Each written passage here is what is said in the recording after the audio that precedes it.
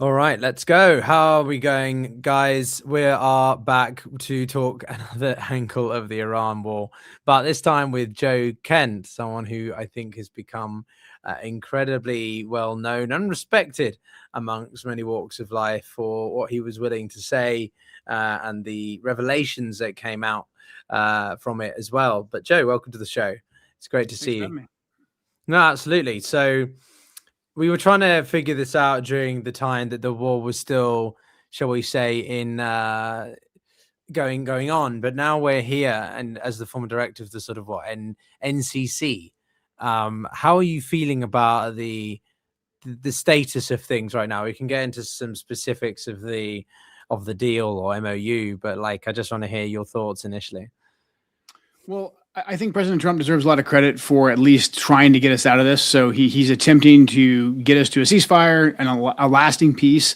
That's very, very commendable. I'm just a little bit skeptical because I think his quest for an actual agreement on paper signed by all parties could potentially lock us into some things that will be used as a justification to restart the war. But also, we really haven't addressed the fundamental spoiler factor, which is Israel. We still have not really restrained the Israelis. We haven't held them accountable for the other times that they stymied the ceasefire.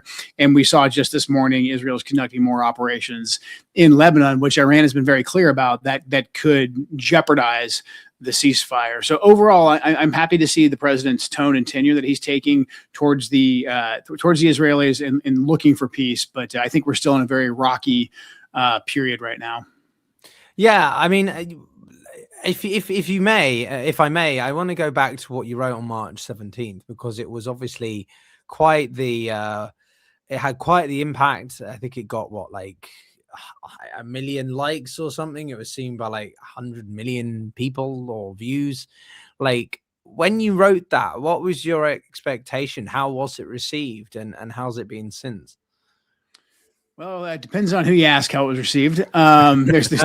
I knew it was going to ruffle some feathers, but look, I was kind of appalled to see the way that Israel led our country off the war, influenced our decision to go to war. I spent most of my young life fighting in wars in the Middle East that Israel had a lot of influence on getting us into. And so to see us drug into another conflict at the behest of the Israelis when President Trump had worked so hard in his first administration, he had worked so hard in the lead up to watch the Israelis be able to come in and essentially influence our decision making, create a threat that didn't exist, basically derail negotiations that were actually showing real progress. That was just too much for me. And then when the U.S. casualties started coming in, I realized that morally I couldn't be part of the administration anymore. I had promised myself years ago that if I ever could prevent more people, more young men and women from getting sent overseas to die in a needless war, that I would speak up and I would do something. I don't think there was enough of that that took place at the senior ranks when I was fighting in Iraq and other places. So for me, I just felt morally I can't stay, but I also do have a duty to the American people to say why I'm leaving and to really call this out for what it is. And I also truly hoped in there to respectfully address the president in a way that he would hear me.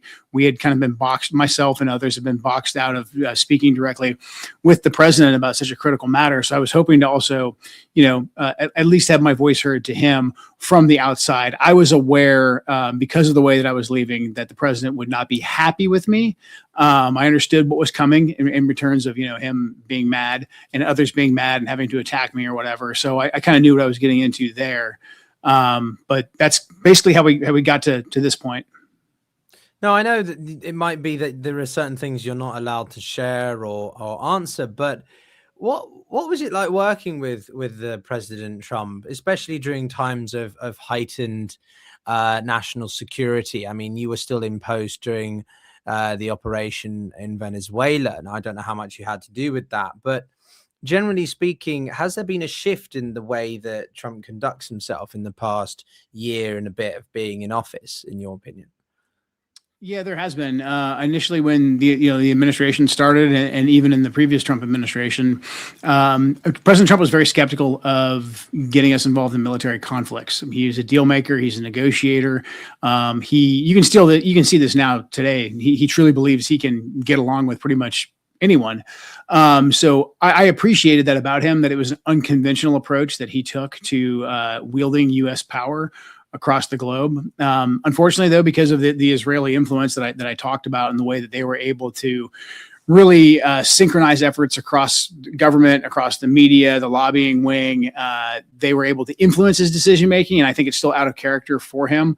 I'm hoping that he's frustrated enough now that he's going to kind of go back to what his original gut instincts were. And his gut instincts, the way that he viewed foreign policy, the way that he went after the Bush establishment, the way he spoke so clearly about the war on terror, that's really what got him in the White House the first time. So I'm really hoping he kind of resets back to the President Trump that 77 million Americans voted for. But is it too late for that though? He's gone so far in with Iran. He's making maneuvers around Cuba. He's in Geneva right now, whatever, the European area. Some people are being like, well, he's back in Europe, so he'll start mentioning Greenland again. Like, has he not fundamentally gone through a mindset change? Yeah, I mean, he definitely was. And I think Operation Midnight Hammer, the way that we were able to, in a spectacular way, fly across the world and bomb these nuclear sites and get our guys back, by dinner time the next day without a scratch on them. And then the Venezuela operation, being able to go in and capture a president. I think that did kind of get President Trump, his mind in a place where we thought that we were invisible. And so we kind of got high on our own supply, for lack of a better term. And I think he believed that because he was willing to, in a very audacious and bold way, deploy American military forces, that we'd always be successful. I do believe that the way that this last iteration of this war has gone, and just, how catastrophic and then potentially worse it could get, I think it's been somewhat of a reality check. And so I hope that what's taking place right now and what's taking place over the last couple months, again, brings him back to that original Trump, who realized that these foreign entanglements could actually end up being more trouble than they're worth. Yeah, look, I wanted to sort of go back to Operation Midnight Hammer, and for all intents and purposes, it was an incredible amount demonstration of misdirection, of deception in the way that panned out. But I'm interested from the perspective of the role of Israel, as you've alluded to, because at that time, Trump had wanted the 12-day war to stop, and he'd been working very hard to ensure that it didn't escalate even further or maintain itself. But then he decided to conduct that operation. What was that like? I don't know. Why did he decide to do that? And what does that time a year ago tell us about his mindset in the run up to deciding to launch the operations on February 28th? Well, unfortunately, it speaks to the influence that the Israeli lobby had, because what the Israelis did was they moved President Trump's red line, his original red line. And he still says this to this day. He says Iran can never have a nuclear weapon. Now, the Iranians, at least under the previous supreme leader, had a proclamation that was self-enforced, and a religious fatwa that said that they don't want a nuclear weapon. It prohibited the government of Iran from developing a nuclear weapon. Their strategy was pretty pragmatic. They wanted to have the ability to enrich uranium so that they could have a nuclear weapon if they wanted to, but they wanted to make it clear to the world that they didn't have one. It was threading the needle between the Libya policy of hand over all of your nuclear development capabilities, and like the Saddam policy of kind of be deceptive and make people believe that you might have a nuclear weapon. The Iranians saw both those guys get regime changed, and they came up with a plan that basically threaded the needle. So they were essentially a threshold, a breakout state. There's other countries that are like this. And so that meant that President Trump and the Iranians agreed on first principles, and they could get to the negotiating table. And we even saw early in the administration, when Steve Witkoff would go on the Sunday shows, he was talking about, levels of enrichment, how it would be monitored, those types of things, because they were moving towards getting a deal. That was a huge threat to the Israelis. The Israelis then came in, and by using access to government officials, lobbyists, and then the media, they said the U.S. policy is zero enrichment. And they said it enough over and over again that it almost became really actually the U.S. policy. They would put it in the president's talking points. They would influence him and say, if the Iranians have any enrichment, they can be 2 weeks away from a nuclear bomb. And so basically Midnight Hammer happened as a way for President Trump to take the issue of enriched uranium completely off the table. We went in there, We bombed their nuclear sites. We made it so that the uranium was either totally obliterated or buried under so much, rubble that it could never be, realistically, it couldn't be dug back out. So it took the issue of enrichment off the table. I think the Iranians, I don't know this, but I think they understood that strategy, because immediately after Midnight Hammer, the Iranians didn't escalate the war. They shot back an equal number of missiles as we dropped bombs, and they shot them at an empty quadrant of one of our bases in Qatar. And as we've seen in this last iteration of the war, if they wanted to hit our bases, they could have. So they shot that volley, and then they immediately told us they wanted to get back to negotiations. So the Israelis still had a major issue, and that was they needed to get us into this war, because the Israelis all along had said to us privately that they felt that this was the time to take down the regime, and they wanted to kill the Ayatollah. So for them, it was never really about the nuclear weapon. That was just the excuse that they knew that a lot of people in America would kind of eat up and get us on board for this war.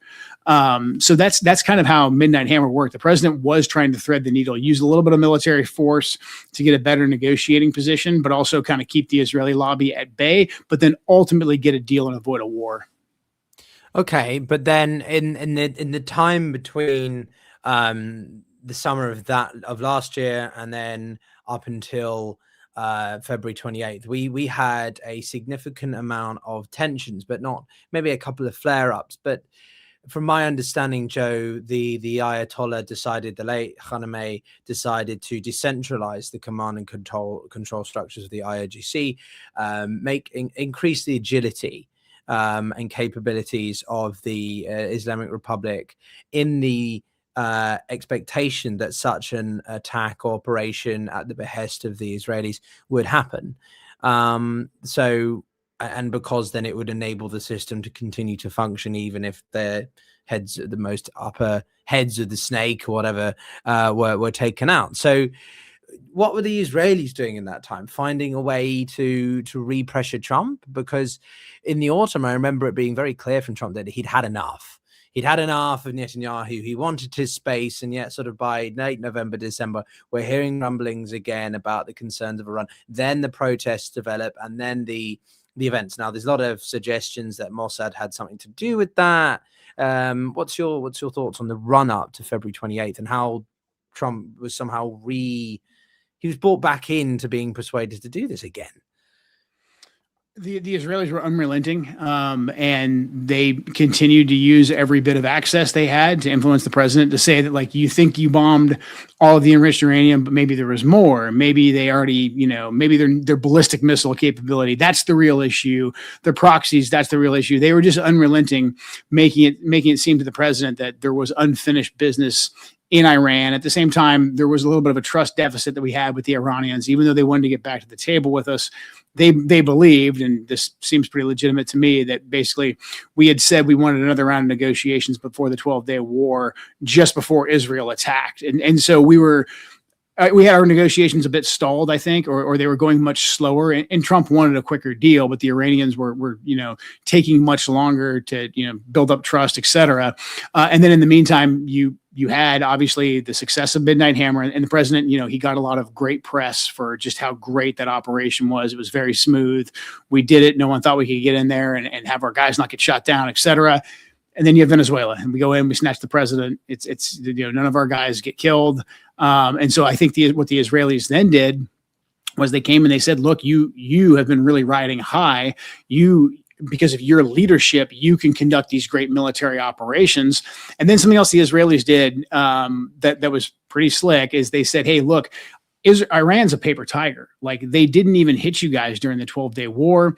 Their proxies didn't even get involved during the 12-day war. I mean, we should have just kept fighting then. But if you go back in now and you take out the supreme leader, and look, the protesters are on the streets too. Take out the supreme leader. The protesters will take over. We saw them in action in the 12-day war. There's nothing there. Meanwhile, behind the scenes, I think we had pretty good intelligence that said exactly what you laid out, that the Iranians were building a very robust system that could endure the loss of leadership. It wasn't centralized. I mean, we knew for a fact they still had very active proxies. A lot of us thought, I thought for sure during the 12-day war, the proxies were going to get involved. But they kept their powder dry. And so because the proxies didn't get involved during the 12-day war, there was some people saying that, like, well, maybe the proxies aren't really like a real thing. Maybe they don't care if Iran gets hit, etc. But the consensus in the community was no, they just stayed out of this iteration because the Iranians didn't feel that this iteration was existential. And then the next question was, what did the Iranians view as existential? And it was always like, if we go in and we try to kill senior leaders, especially the Ayatollah, they would view that as existential. And it became a self-fulfilling prophecy, essentially, because the Israeli theory of the case was take out the Ayatollah right away, and then the whole thing falls like a house of cards, essentially, because the protesters are already on the streets. And so I think the president believed that, and that's what got us into the situation that we're in right now. So it was. Well, let me add one other element to that, because from my understanding, this had been. The Israelis had provided the initial intelligence. The Americans had decided to lead on the inaugural strikes, for lack of a better word, on the morning of that Saturday. And they had this intelligence that sort of Khamenei and his inner circle, the top generals, the top brass, always are in that location on every Saturday, was it, I think, of the beginning of the month, or one of the very first Saturday of the month, or something like that. And they'd known this, but it was because the talks weren't going anywhere. Trump decided, right, we're going to hit them this time. I've had enough of the lack of progress in Geneva. And he just got impulsive. He got fed up, and he just decided to do it. Is there truth to that, or is it even more with the persuasion of Tel Aviv than we appreciate? I don't think he necessarily got impulsive about it. I think, like I said, he was presented a set of facts by people who, between the Israelis and a lot of more war hawkish people in the administration, who just said, like, look, Mr. President, you've been successful in every military operation that you've done. Protesters are on the streets. They didn't hit us during the 12-day war. We can just it's going to be easy. I think he was really, really deceived that this was going to be easy and that he had to do it. The Iranians weren't going to negotiate. But then also there was a certain degree of, the Israelis telling him, hey, you're the only president in 47 years that's had the courage to tackle this. So, I mean, I don't think it was necessarily impulsive. I think they kind of built him up. A problem that where the president didn't do himself any favors is he allowed himself to be isolated around people who really wanted the war to happen. There was a lot of us in the administration who we had a lot of really rigorous debates ahead of Midnight Hammer and ahead of the 12-day war. That just didn't happen after Midnight Hammer. There was a siloing off that happened of the president, where there was just people who were more hawkish and that weren't willing to present enough counter arguments to the president, not laid out to the president like, hey, if you do this, here's what could happen. Like, we may think that you're going to swoop in there like Venezuela. However, here is what we've always thought about Iran. And it's been the consensus of, the intelligence community and scholars for quite some time, that if Iran felt like they were threatened in an existential way, that they would shut down the Straits of Hormuz. But apparently that wasn't brought into calculation or consideration in a real way that influenced the president's decision-making. Well, when you've been in the room with him, and he's got a lot of advisors, a lot of people around him trying to influence the direction to take. What works? What doesn't work? How does one get his attention in that regard, and more importantly, seal the deal, so to speak?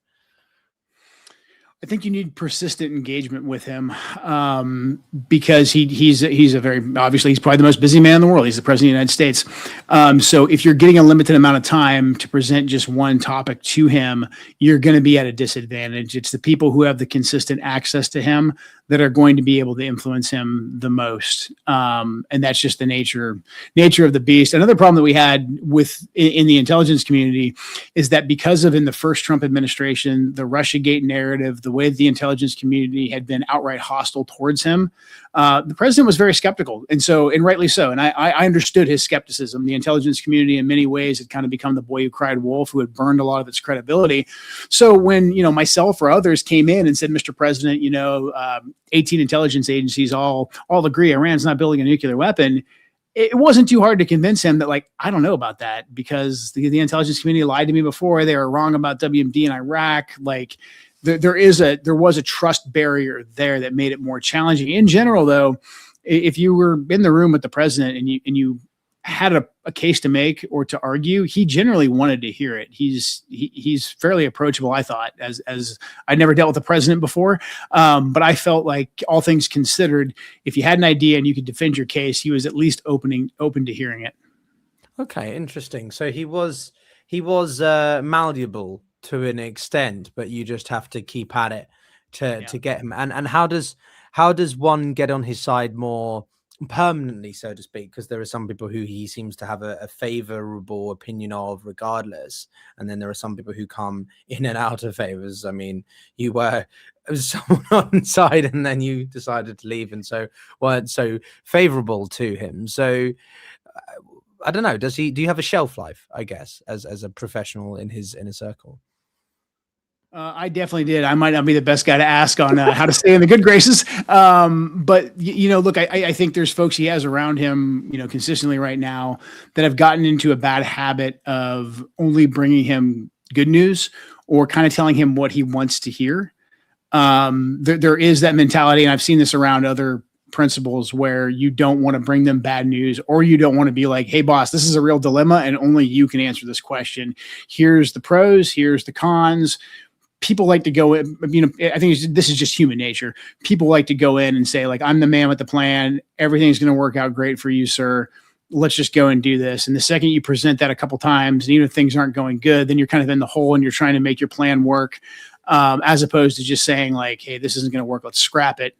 And I think a lot of that is just kind of a case study in human nature. And I would say one of President Trump's, probably weaknesses is that when things start going bad, he doesn't sit back and be like, hey, how did we get here? Like, why did we do this again? What did we think what was going to happen versus what happened?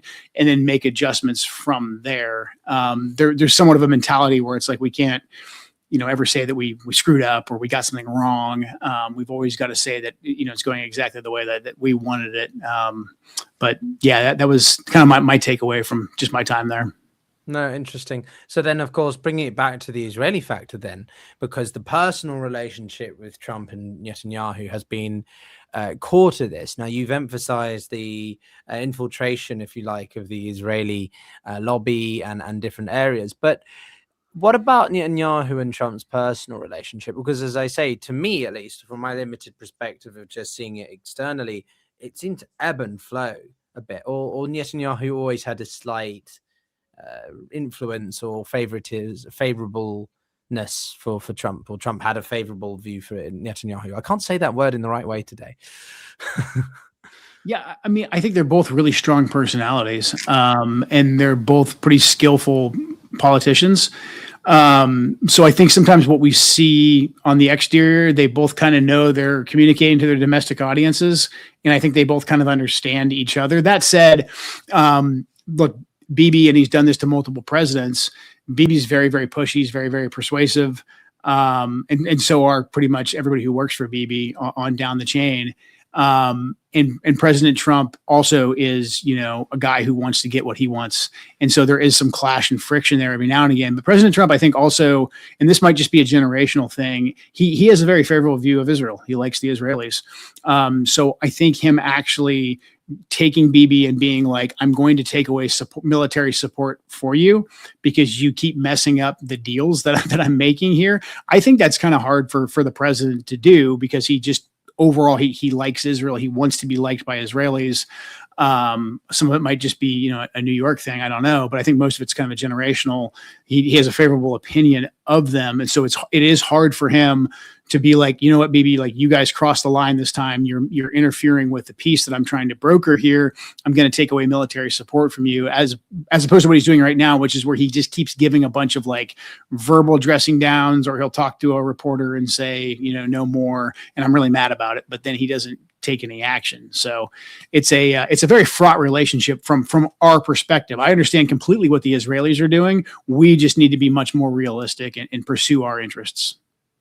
So a lot more self-centered in that regard. But like, one thing that's pretty clear is Trump is absolutely livid, or was pretty livid, with Netanyahu, not just in the past 2-3 days since the Israeli government was threatening the finalization of this MOU, but several times in the past month.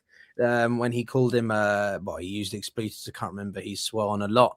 Let's be honest. But it seems to be that he's really angry about Netanyahu attempting to undercut him while in the process. It's not so much about, well, I don't know, would you agree with this, that it's not really as much about the Israelis undertaking the operations in Lebanon still, even today, but it's more about how it was risking the MOU? Yeah, I mean, 100%, because the Iranians have made it clear that, whatever takes place in Lebanon, that's going to affect our peace deal. And if the peace deal blows up, that's going to be bad for President Trump. So I think he's frustrated because he's like, hey, Bibi, Israel, like, I give you guys pretty much everything. I did this war for you. And now you can't just stop hitting your neighbor. Like, can you just stop hitting your neighbor while I'm negotiating the peace deal? Is that too much to ask? So I think he actually is very frustrated. But again, it's like, until we take away something from Israel, they're going to keep behaving the same way because they've never been held accountable for their behavior.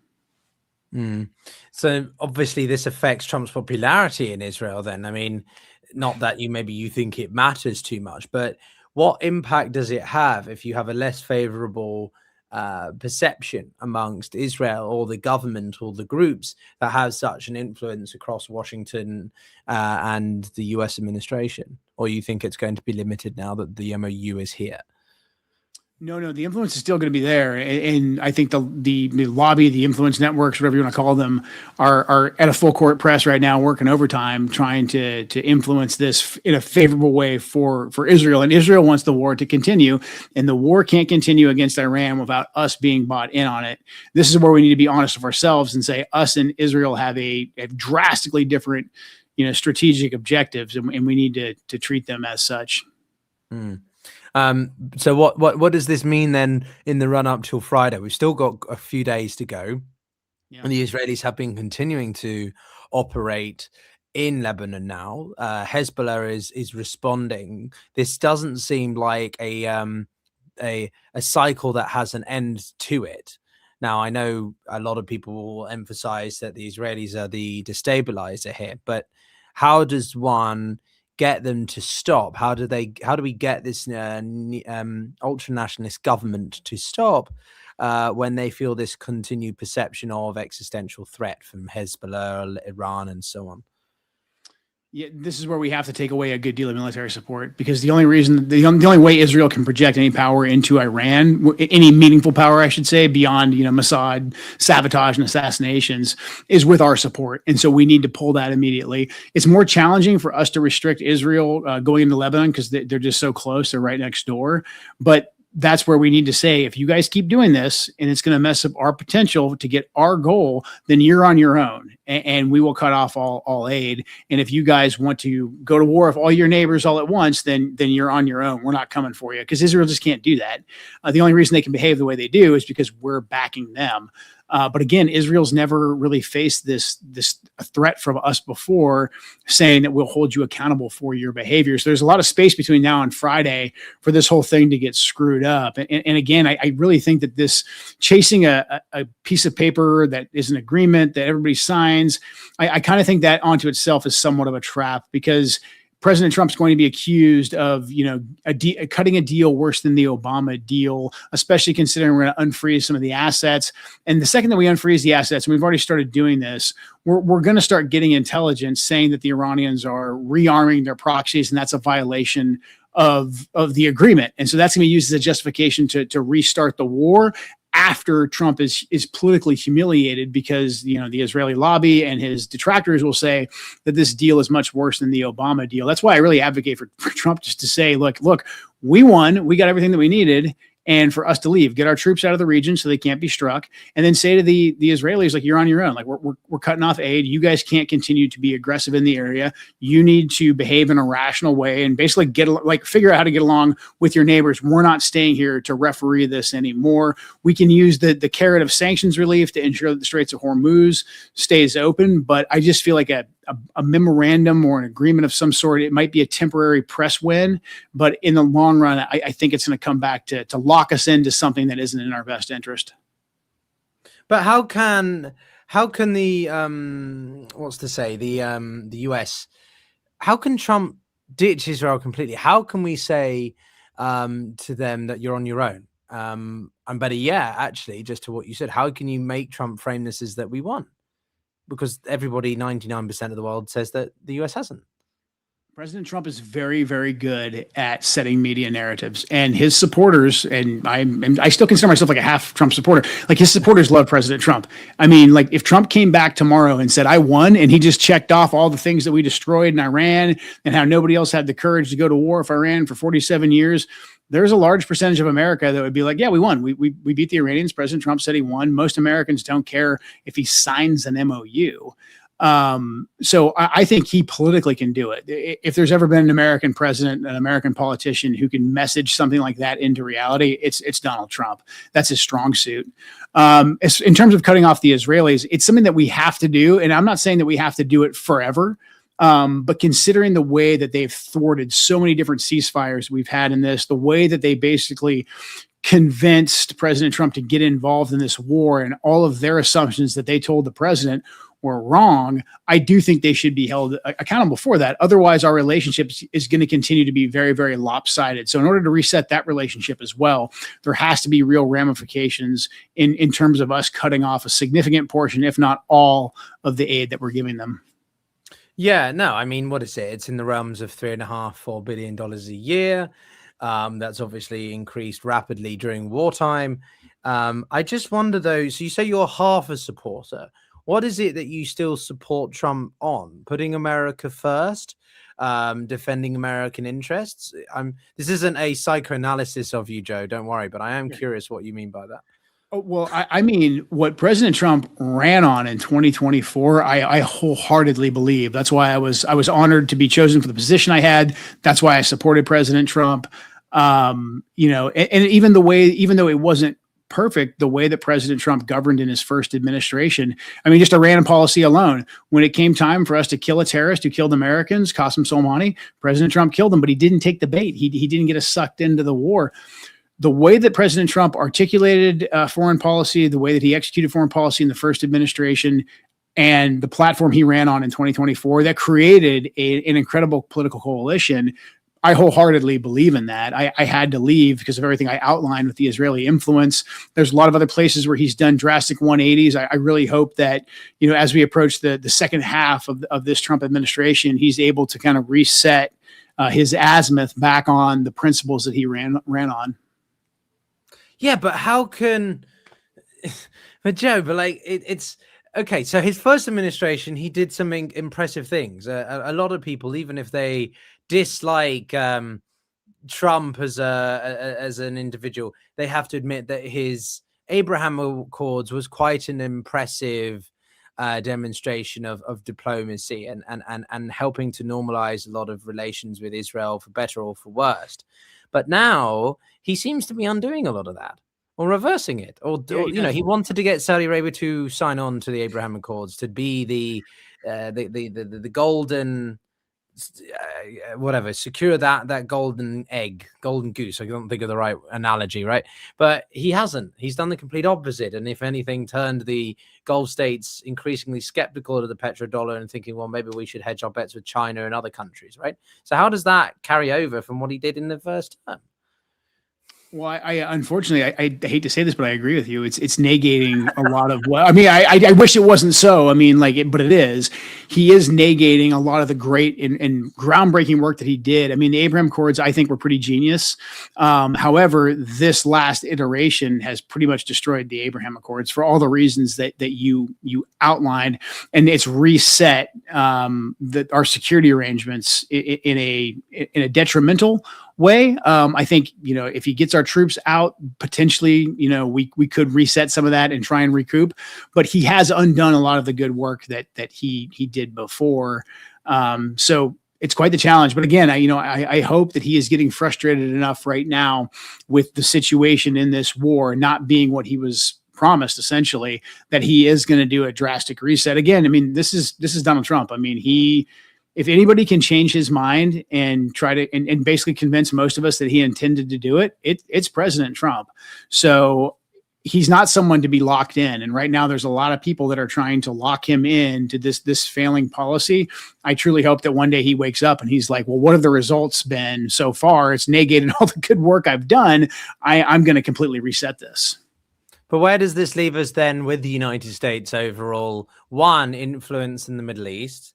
Yeah. You kind of made it clear that you don't really want the US around there or want to have a reduced role or whatever foreign interference activities. So where does it leave us with that regard? But two, also just in a grand strategic sense, where is the United States now? Is it going to focus on its near abroad, on its Western Hemisphere idea? Cuba's being re-mentioned. Trump's in Europe and he's going to say, oh, I think I said this earlier, but like whatever. Surely this is a systemic setback for US grand strategy. Well, yeah, because what we're trying to do, and what we've tried to do for my entire adult lifetime, really, is we've attempted to prop up this empire that we think that we took or inherited after World War II, where we provide security guarantees for large sections of the world, where we're basically the world policeman, and that is all crumbling because, look, at the end of the day, that's not beneficial to America, and it's not beneficial to the world. It causes unnecessary wars, unnecessary tensions. And I think right now we're just seeing the death throes of that. And we have a choice to make. Do we attempt to cling on to this empire that's never really done much for America in the first place and allow it to drag us down? Or do we cut ourselves free from it and say, like, we don't need to be constantly at war in the Middle East. We should accept countries and accept the powers over there as they are. We should deal with them in a realistic, beneficial way towards us, avoid war wherever possible, only kill people who pose a direct threat to America, and then really kind of retract and say that we simply can't afford to be out there providing the security guarantees, for all of Europe. We really can't afford to be doing a regime change in Venezuela, Cuba, all these other places. We should be focusing on our nation and the problems that we have here.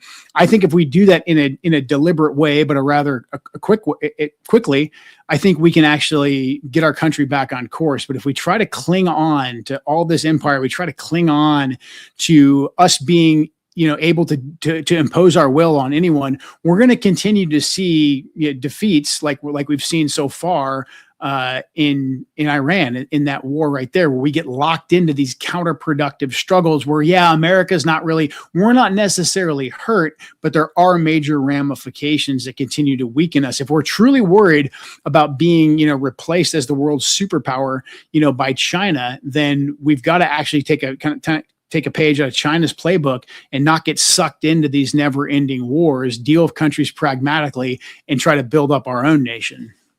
No, for sure. I think that I put an emphasis on limited engagement, right, or selective engagement, I think is the term, right? I still think it's within the interests of the collective West to get involved, or to take note of things and take a stand, maybe from a defensive strategic standpoint, not an offensive one, which is why I think the Europeans' approach to this was ultimately optimal.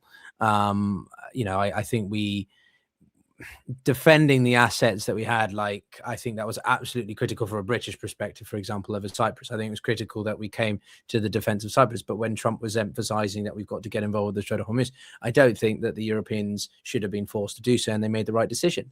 I'm curious how you look at the transatlantic relationship now, given everything that's transpired. I mean, I can't fault the Europeans for not wanting to get involved in this one. I mean, a lot of them came, like the Brits came to Iraq with us, and they got burned like we did. So I kind of don't blame them for saying, hey, we're going to sit out this one at all. But look, our NATO relationship as well, I think a lot of that needs to be re-looked at in terms of like us having so many military bases inside Europe. This obsession we have with the Ukraine war, these things as well, I think we need to look at in terms of, what is America getting out of this relationship? But then also, like, what are the Europeans getting? Is this whole thing outdated? So I think that has to be the lens that we look at things through. But what is that then? What that is restraint. Your belief in restraint as the approach to engaging foreign affairs. Because the point I was trying to make in my preceding question, simply, Joe, is that if you don't stand up for your interests to an extent, right? If you want to remain relatively restrained in your strategy, that doesn't mean that that's going to be copied by other nation states, right? Just because you don't choose to be present in Africa, it doesn't mean that the Chinese and the Russians won't be, and therefore any interests or potential economic benefits and gains that the Americans could have are lost. They're sunk costs. You know, it's an opportunity cost. So, what do you think about that? Like, just because we don't get involved doesn't mean others won't. And if anything, they then try and turn the sentiment against the West or against America, which ultimately is a net negative, right?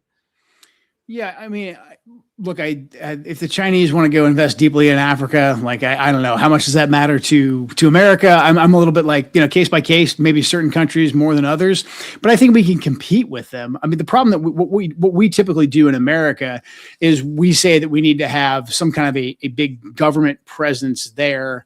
Where we're doing security forces development, and we have this like robust, almost militaristic engagement there to, be the guarantors of security and to kind of scare off our Chinese or Russian competition. I think that ends up costing us more in the long run. Whereas what the Chinese, and to a lesser extent the Russians, do is, they go in and they pursue their economic interests. And they don't, tend to lecture the country that they're in about human rights or, gay rights or whatever. We're lecturing countries about our own morality.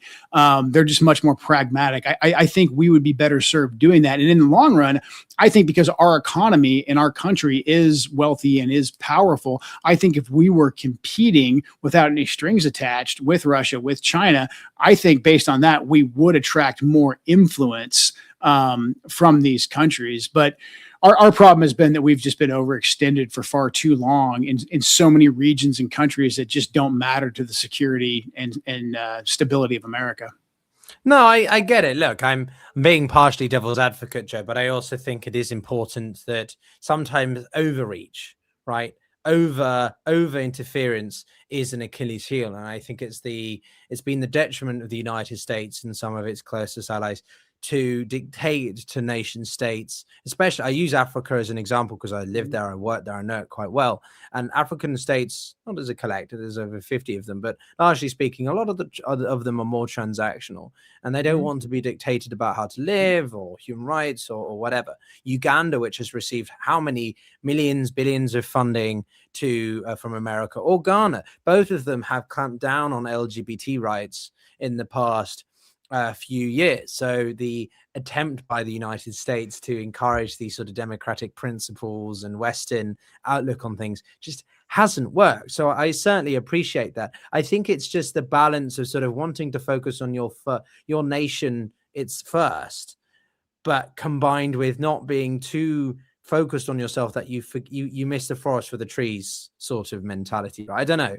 Do you think America's going through a little bit of an internal identity crisis, but like it's reassessing itself like that? I think reassessing.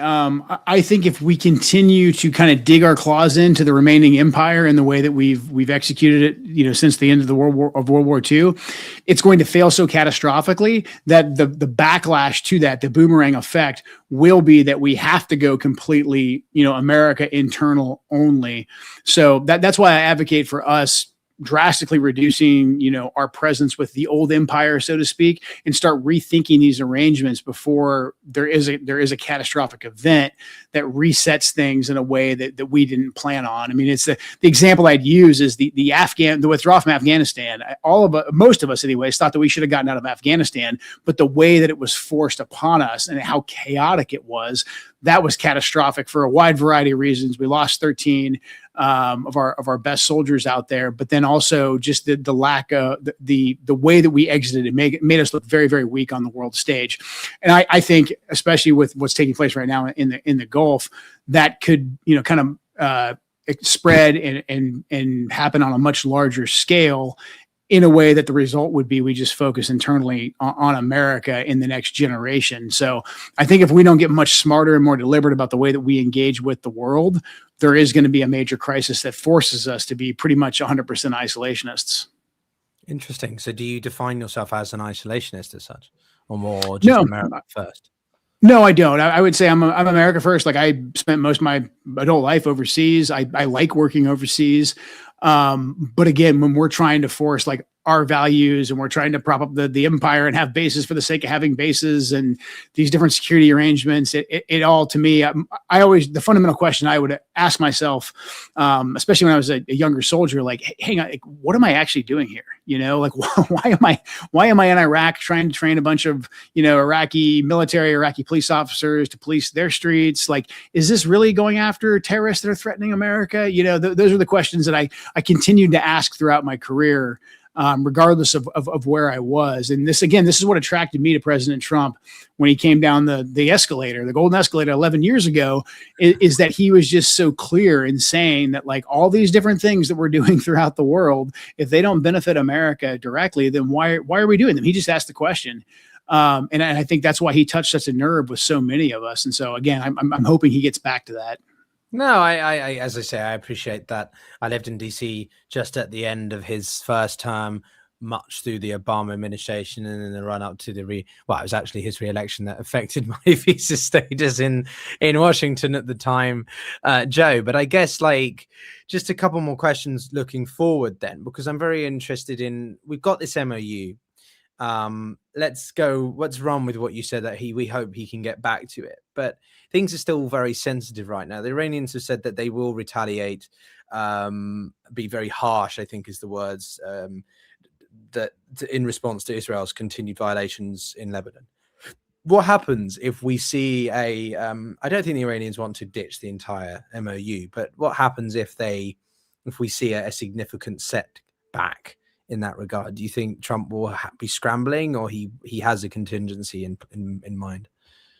Well, the contingency is to resume and go back to war. And the problem with the war has always been war to what end? We can't put enough boots on the ground to actually occupy Iran. Like, how does this end? What's our strategic goal? Those questions were never really asked or answered going into the conflict. So to say that we'll go back to shooting, that's kind of the only contingency that we have right now. Again, this is why I advocate for that third option, where he doesn't get the MOU signed, we don't go back to war, he just leaves. And I think we're in a much better position at that point. I hope that's in his head. I don't know if it is.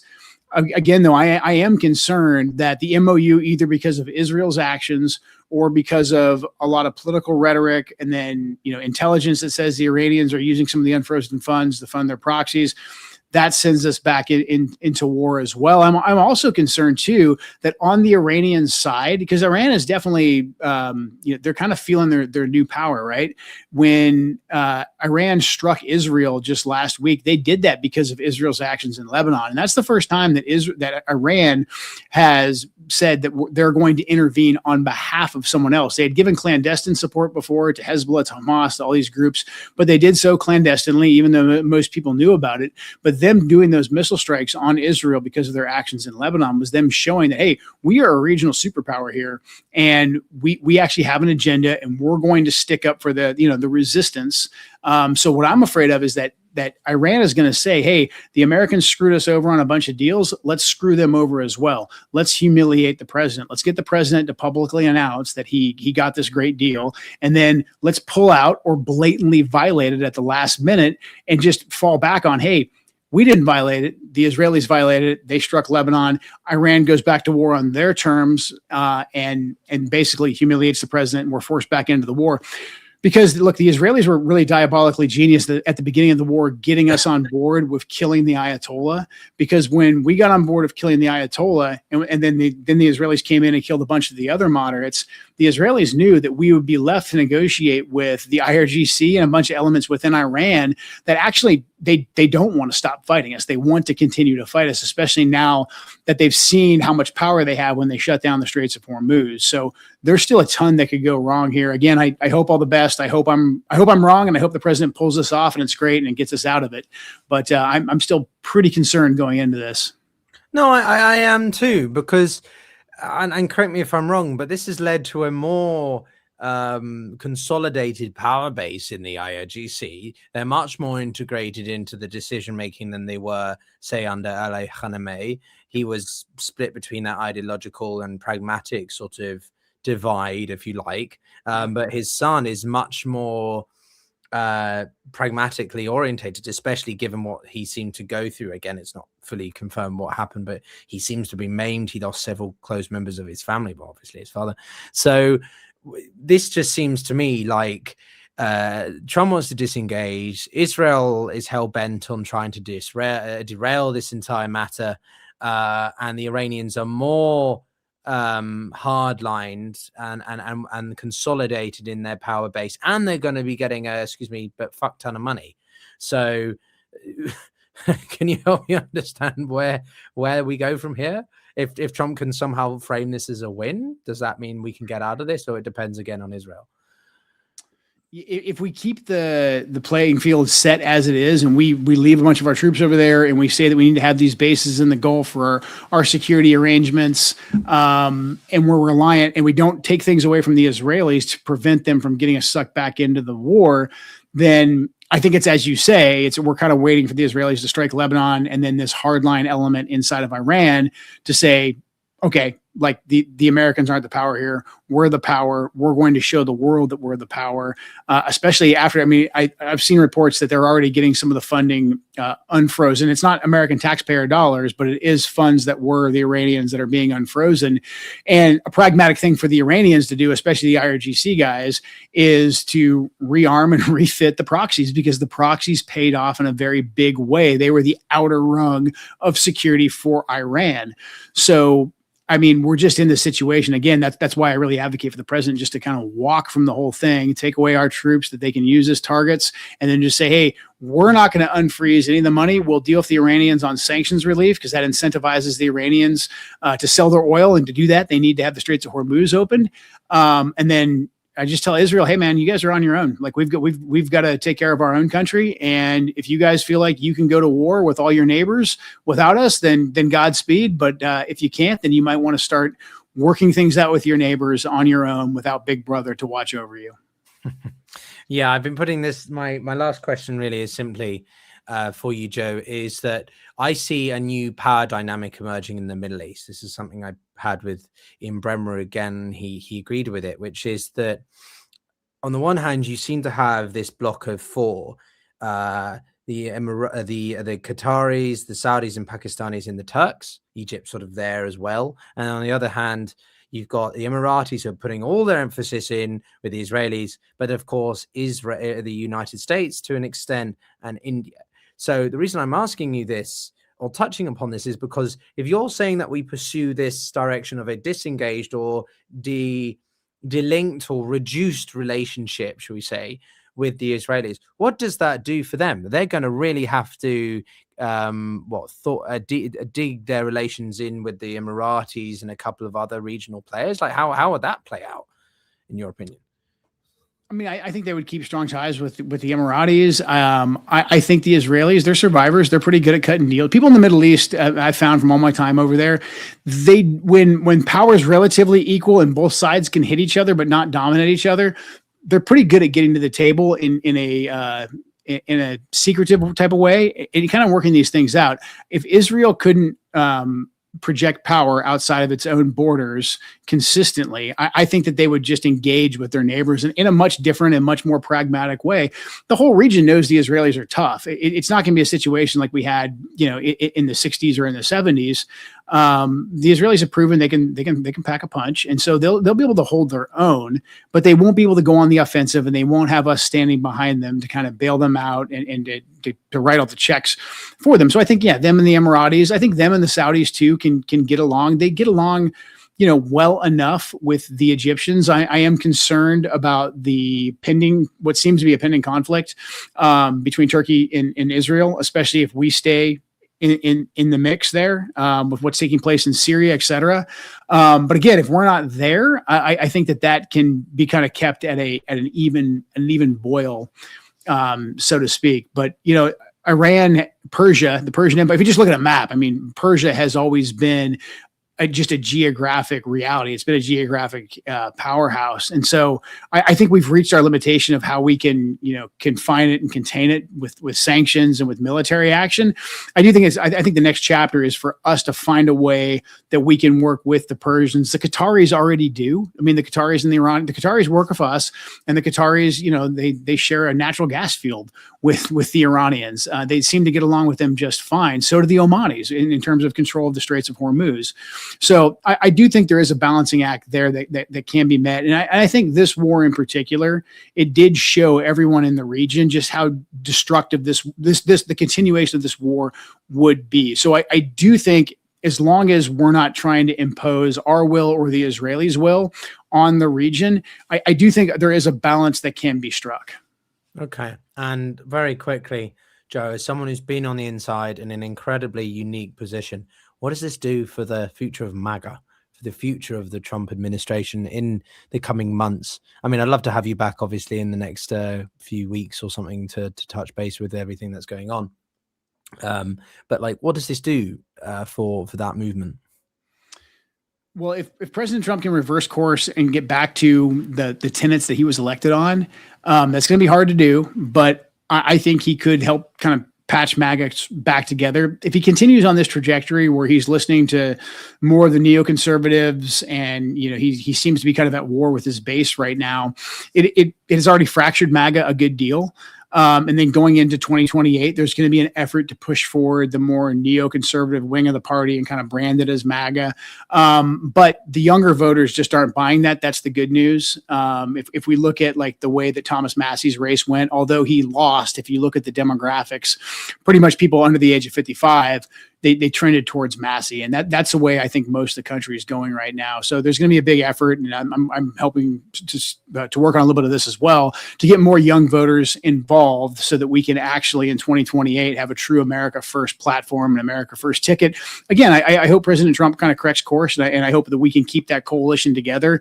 And the next 2 years, the Trump administration are great. I think he could do it. I'm a little skeptical right now, but I want to stay optimistic. But as of right now, because of the way that President Trump has governed in the last 18 months or so, MAGA right now is badly fractured.